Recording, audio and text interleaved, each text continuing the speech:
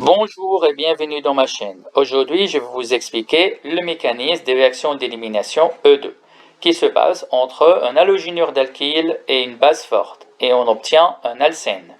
Le mécanisme en général est toujours donné de la manière suivante, mais aujourd'hui, je vais vous l'expliquer d'une manière bien plus détaillée. Si nous avons ensemble un halogénure d'alkyle et un hydroxyde, il faut s'attendre d'abord et penser d'abord à une réaction de substitution nucléophile de type SN2. Car sur l'halogénure d'alkyle, nous avons un site électrophile représenté par le carbone qui porte une charge positive partielle. Et l'hydroxyde, c'est un très bon nucléophile. Donc, on s'attend à une attaque nucléophile-électrophile pour remplacer le Br par OH. Mais cette réaction n'est pas possible car, comme j'ai déjà expliqué dans une autre vidéo intitulée l'effet stérique sur les réactions de substitution nucléophile, lorsque l'halogénure d'alkyle est tertiaire, il ne peut pas subir des attaques nucléophiles. On a bien compris que l'hydroxyde ici ne peut pas se comporter comme un nucléophile. Mais n'oubliez pas que l'hydroxyde est une très bonne base aussi, car il porte 3 doublés non-liants et une charge négative. Et une base réagit avec des hydrogènes. Ça tombe bien, nous avons sur l'halogénure d'alkyle 9 hydrogènes. Et ces 9 hydrogènes, ils sont identiques car la molécule est symétrique. Donc je vais représenter un de ces hydrogènes de la manière suivante. Lorsque maintenant la base va venir arracher l'hydrogène va partir sans électrons. Donc les deux électrons ici de la liaison ici doivent se positionner quelque part. Est-ce qu'ils peuvent se positionner sur le carbone pour former ce qu'on appelle un carbanion? Non, ça ce n'est pas possible car le carbanion n'est pas du tout stable. Le carbone n'est pas électronégatif et donc il ne peut pas supporter une charge négative. Et en plus, l'oxygène est plus électronégatif que le carbone. Et un élément qui porte une charge négative et qui est plus stable ne peut pas être remplacé par un élément qui porte une charge négative et qui n'est pas stable.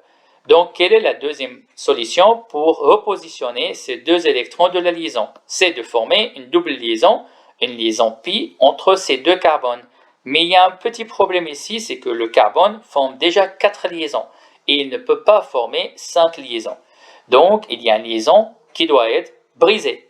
Ça tombe bien, nous avons un Br et les bromes sont des groupes très bons groupes partants.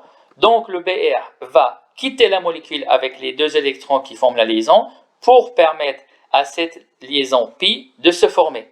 On va regarder d'abord la réaction étape par étape, sachant que la réaction se base en une seule étape. Mais pour comprendre, nous allons la voir étape par étape. D'abord, le départ du proton, la formation de la liaison pi, et le départ de brome. Et nous avons obtenu l'alcène. Nous allons maintenant voir la réaction, mais en une seule étape. Mais avant ça, j'aimerais bien expliquer que cette réaction s'appelle la réaction d'élimination bêta. Car le carbone qui est connecté au brome, on l'appelle le carbone alpha. Et donc le carbone à côté du carbone alpha s'appelle le carbone bêta. Et comme l'hydrogène qui est éliminé d'un carbone bêta, on appelle cette réaction une réaction d'élimination bêta. N'oubliez pas qu'il y a 3 carbones bêta. Et ces 3 carbones bêta portent tous des hydrogènes. Mais quelle que soit l'élimination entre le carbone bêta et le carbone alpha, on obtient toujours la même molécule car la double liaison ici ou ici ou ici me donne toujours la même molécule. C'est pour ça que je vais me limiter à l'élimination que j'ai déjà représentée ici entre le carbone alpha et le carbone bêta. Donc la réaction d'élimination tout simplement c'est une réaction d'élimination d'un hydrogène de carbone bêta et d'un halogène d'un carbone alpha. Regardons maintenant le mécanisme qui se passe en une seule étape. On voit à nouveau, je vais représenter ça, que l'hydrogène va quitter la molécule, le brome va quitter la molécule, la liaison ici va venir former une double liaison, tout en même temps. Et on a obtenu l'alcène. J'espère que cette vidéo vous sera utile. Si vous avez des questions, n'hésitez pas à m'écrire dans les commentaires. Bonne journée.